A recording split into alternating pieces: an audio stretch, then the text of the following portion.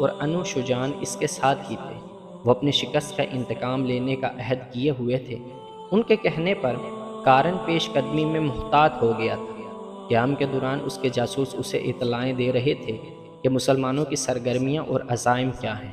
ان اطلاعوں سے اسے یقین ہو گیا تھا کہ مسلمان واپس نہیں جائیں گے بلکہ آگے آ رہے ہیں۔ خالد رضی اللہ عنہ نے جنگ سلاسل جیتنے کے بعد کاظمہ، ابلا اور چھوٹی چھوٹی آبادیوں کے انتظامی امور اپنے ہاتھ میں لے لیے تھے۔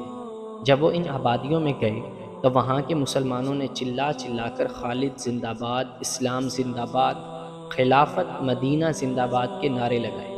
وہ سرسبز اور شاداب علاقہ تھا۔ عورتوں نے خالد رضی اللہ عنہم اور اس کے محافظوں کے راستے میں پھول پھینکے۔